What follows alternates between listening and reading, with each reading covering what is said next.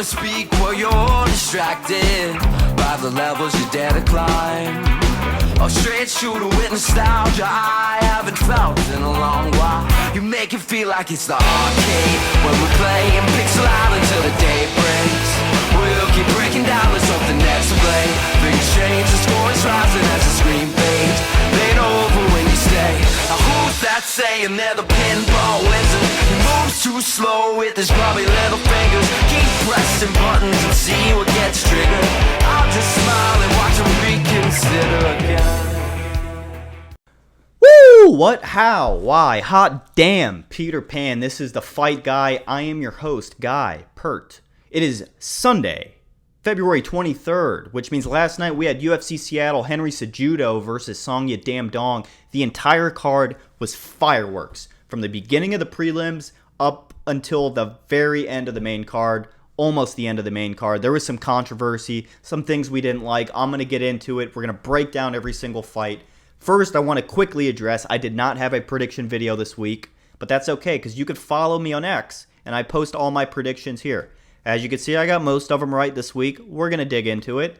But I did have an interview with UFC fighter Mike Davis. I'll put the link to that video right here or in the description, wherever I could figure it out. But I deliver. I said I'd have fighter interviews. First fighter interview with legend Mike Beast Boy Davis and his performance on Saudi, what's next on his contract. He answers some fun questions. Go check that out if you haven't already. And subscribe for future fighter interviews because I got a couple more on the books, baby. I got a couple more on the books and they ain't small. We're going to react to all the finishes on the preliminary card. I'm going to break down all the fights as much as I can. And we're going to get right into this. Starting with the very first fight, Bukauskas versus Rafael Sequeira. I thought Rafael didn't have a chin and I thought right. We thought Bukauskas would get the round one knockout right there. He does. He gets the round one finish, and he nails the backflip for the children. Great win, Bukauskas, exactly what we thought would happen. We had the second fight of the preliminary card, Nursultan Ruziboev versus UFC debut of Eric Moicanico. You could see here, I want to say first round, Moicanico looked very nervous. He was very stale. He looked anxious. He was not putting out a lot of volume. It looked like he was just trying to hang in there, survive, and adapt. Props to him for making it out the first round. I thought he was going to get knocked out. But second round, he does exactly that. Ruziboev just puts the pressure on him right here. Moicanico forgot how to walk. He remembered, oh wait, I could walk. And then he forgets how to walk again, leaving Keith Peterson no choice but to stop this fight. 30-plus seconds into the second round. Great win, Ruziboev. Exactly what I thought would happen. Almost. Thought it would be round one. But 2 for 2. 2 finishes. On the preliminary card, we move on to the third fight. This was a little bit interesting. We had Nikolay Varenikov versus Paige Van Zandt's hubby, Austin Vanderford. Bellator signing, I believe. He was on the Dana White Contender Series, and he did win, but he didn't get the contract. You can see here, he just traps Nicolay's right arm under his belly and just rains hail with his left arm. He gets the finish here eventually. You just can't defend that effectively. Those blows are getting through. The refs got to stop it. All Nicolay had to do here was roll over his shoulder. I know it's hard. He's against the cage. I know it's easier said than done. But he didn't use his legs at all. All right? So it's very poor grappling. Fucked again? Double middle fingers from Austin. Very well deserved. Welcome to the UFC, Paige Van Zandt's hubby. I can't wait to watch you fight next. Maybe on the show one day. Maybe we'll get him on the show one day. If I ever get cool enough one day. Fourth fight on the preliminary card, we had Ricky Simone. I'm going to say hometown guy. He's from Oregon. It's the Pacific Northwest. I know it's in Seattle. A lot of people drive to go watch these cards. Ricky Simone, hometown guy, versus Javid Basharat. I thought Basharat would win this fight via decision, but thank God I was wrong. This was a lot more pleasant to watch. Ricky Simone lands a beautiful 1-2 combo, follows it up with an side of elbow French fries right here. You can see, bump, bump, elbow French fries. He had Javid looking up at the top of the stadium for constellations that did not exist. This guy was looking for shooting stars. Look at him. He looks like he just failed the eye-seeing test at the doctor's office. And Mansur Abdul Malik versus Nick Klein. This was an amazing fight while it lasted. Nick Klein landed a dirty elbow at the end of the first round. I thought he was going to finish Abdul Malik. He implemented a lot of grappling afterwards, which expended a lot of energy at the end of round 1. He looked pretty tired. As you can see here, more than halfway through the second round, Abdul Malik just shoves Nick Klein down with no effort and takes the back. It's the beginning of the end from here. Maintains top position, just rains all these shots. Nick Klein could barely stand up. He doesn't have a center of gravity, and he gets finished. Yeah, right here. Jason Herzog's about to stop this thing. Yep. Good night. Thanks for coming. Get out of here. Great win, Abdul Malik. We are, what is that, 5 fights on the preliminary card. All have been knockouts. Leading up to this fight, we had Andre Fili versus, Menifield Costa. What's up with some of these names? Mothers in Brazil. Mothers in Russia. Mothers in Kazakhstan. Name your son's guy so we don't have to mispronounce this shit. I digress. We're moving into the Andre Fili Costa fight. Right here is what I want to alliterate. You see Fili emoting, all right? He was having a pretty successful first round. Also, I want to point out it's Andre Fili's mother's birthday today, which he got submitted. Happy birthday, Andre Fili's mom, if you're watching this. Fili's emoting here. Gets an easy takedown, a beautiful takedown, I want to add. Makes a huge mistake right here. Look at Costa's right leg. It's wide open. Fili never tried to advance positioning. He settled right here. He thought he was probably going to cruise and take round 1 with this takedown. He thought wrong. Always position over submission, as they say. He didn't prioritize anything here but resting for a minute. All Andre Fili had to do was slide his left knee past the guard right here. He did not do that. So Costa kept the half guard and sank in what my opinion is the most dangerous form of guillotine. It's the arm-in guillotine already from bottom. All right, you don't have to jump the guillotine. Whenever you're already in position, you can make it as tight as possible. Guillotine point 2. Anytime you get your opponent's head on the canvas, it's an effective guillotine 9 times out of 10, I'd say. Head's on the canvas. Andre Fili's forehead is on the canvas. Costa throws that right arm over so Fili can't roll out of it to his back. So he's stuck in this position. He gets the tap right here. Fili realized he can't hang. 30 seconds left of the first round that he was winning. Early birthday present to his mom, I guess. He taps out round 1. Pretty disappointed that Andre Fili didn't win this. I thought he could have easily won this match. He looked great. Gives up a very, very rookie submission. Props to Costa for sinking that in. I mean, that was beautiful awareness. Fili didn't progress. You saw your shot. You took it. Great submission, Costa. We want to move on to the last fight on the preliminary card. 6 fights so far. 5 knockouts. 1 submission. This is going to be Ayhan Cutelaba versus Ibo Aslan, the Turkish power. I believe right here. Look, he gets taken down. He gives up his back, whatever. Then he decides to roll over. He could capture half guard here, but he decides, you know what? I'm just going to give you mount. I'm feeling like Oprah Winfrey. I'm feeling generous. I'm going to give this one to you. He sinks in an arm triangle right here. Gets the tap. 7 fights on the prelims, 5 knockouts. My correction, I think I said 6 earlier. 2 submissions. 5 knockouts, 2 submissions, all finishes on the preliminary card. It was fireworks. First fight of the main card, Alonzo Menifield versus Julius Walker. This was an amazing fight, despite it going to decision, being the first one on the entire card to go to decision. I thought Julius Walker looked great, making his UFC debut on a 10-day notice against a 15-ranked light heavyweight in the UFC. First fight on the main card, a lot of nerves, a lot of tension, a lot of emotions probably for that guy. But I bet he's a lot happier than he was over a week ago. He's $50,000 richer. He did earn himself a fight of the night bonus, performance bonus. But Alonzo Menifield, it just looked like he came out just a little bit more on top in the judges' eyes. I gave Julius Walker the first and third rounds. Maybe him getting rocked in the first gave, 2 judges a different opinion. I don't know. I thought the guy looked great. Top 15 guy on a 10-day notice. He was right there. You could see the strike differential here. I'll open it up. excited to see who this guy gets next. Maybe you guys will even see him on the show sooner than you'd think. Next fight, we had Gene Silva versus Melsik Bagdasaryan. What a last name. Me, I'm glad you got knocked out. Gene Silva did what Gene Silva does. We thought he would get the knockout, and he did. This guy is just he's manic. He's like a bipolar, just crazy guy. I love his aura. There's a whole aura to this guy in his camp right now, and I am all for it. Obsessed with it. Here's a little clip from when Bruce Buffer was announcing his name. You could see how manic Gene Silva is. They get a little bit emotional.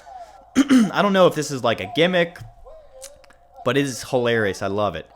Now he's dialed in. He reminds me from the actor from Split. I think he could do that role better than the actor from Split could. But not much to break down here. I'll just show you the knockout. Yeah, Silva drops him. 1-2. Bop, bop. Bop, bop.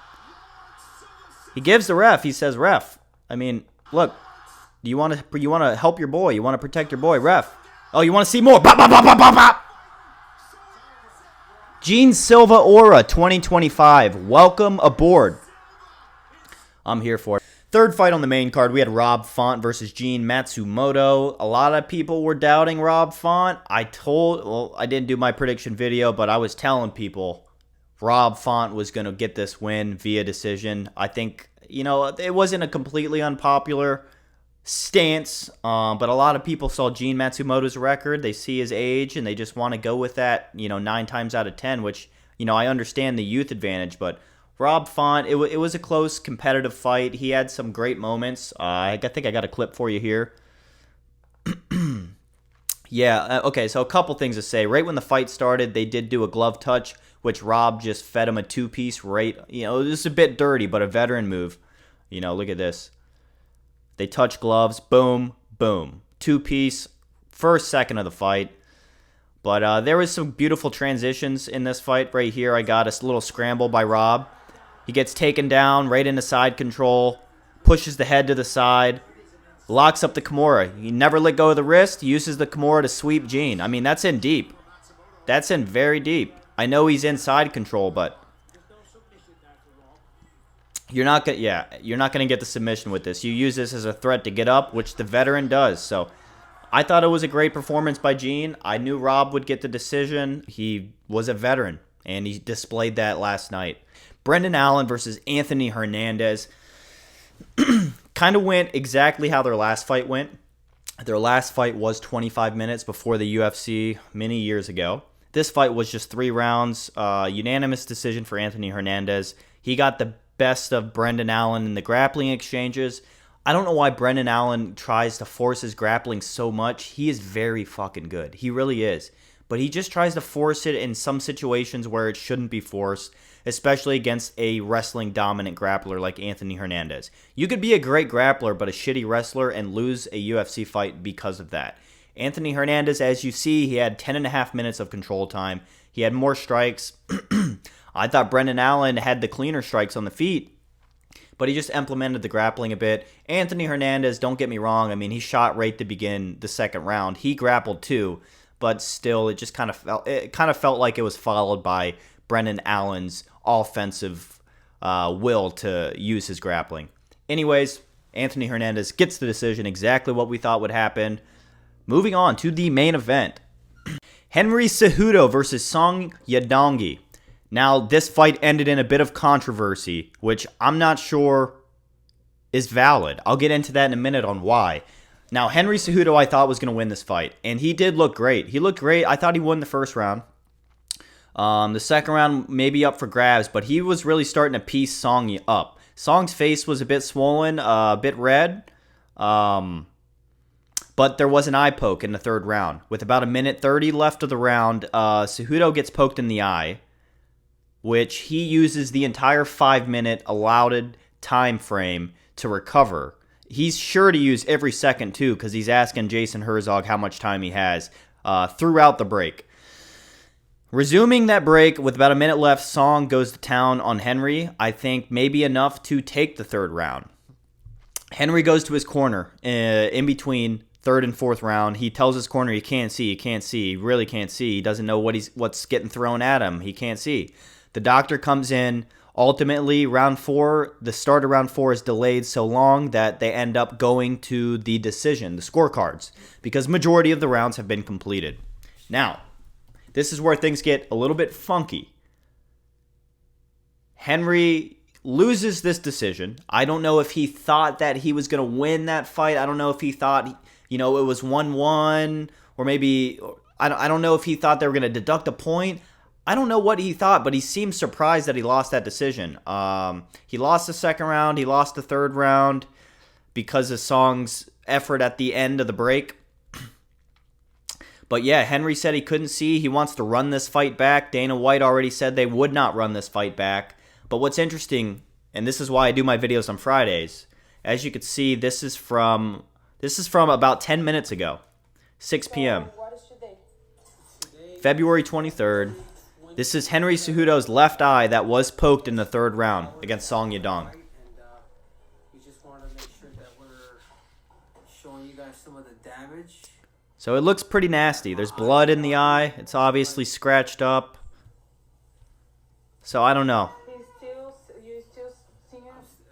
I feel like a lot of people, even including myself, are a little bit eager to just dislike Henry Cejudo, just the way he acts and the way he tries to sell fights. I'm not a big fan of it, but I love my wrestlers. I love my wrestlers. I don't know. This is when you got to bring up the Sean Strickland example in 312. Sean Strickland, we all knew it. Sean knew it. His nose was broke. Immediately, we heard it. We saw it. It was broke. He had 10 minutes left in that fight. He lost all 3 of those rounds going in. Like, he knew he was not going to win a decision. He knew he had to get a finish, and he's not the type of guy to really finish other guys in the UFC. No homo. But he reset his nose, and he continued that fight. Henry Cejudo, he did not want to continue, which, I'm not going to say he should have or he shouldn't have. I'm not in his position. I'm not locked in a cage with a ranked contender in the world in professional fighting. So I don't blame Henry Cejudo. He wants to run it back. I think Henry Cejudo should retire personally. I think he's done. I think it's pretty obvious he could barely hang in there with the top guys. And even we saw what the best of the best can do to him. Destroyed him at his own game. Henry's got a lot going on. He hasn't won a fight in 5 years. He's got other businesses. He's got podcasts. He's got family. I think this should be it for Henry Cejudo. But if he wants to run it back, I think it could be an interesting fight. I think he should take his game plan, change his game plan a little bit, maybe implement your wrestling. But I don't know. It was a bit disappointing. The most disappointing fight on the card for sure. Ended in a bit of controversy. I think the claims to eye pokes, it's kind of like being accused for a crime. You're innocent until proven guilty. Like, that eye poke is to be taken seriously until disproven otherwise. And I don't think that it was disproven otherwise. So yeah, that's my 2 cents with that fight. Let's get into this Fight Guy bingo card of 2025. Alright, this is the bingo card of 2025. There was no Bruce Buffer announcing error. John Anik wasn't on. No contest didn't happen. No Colby. No anti-Trump.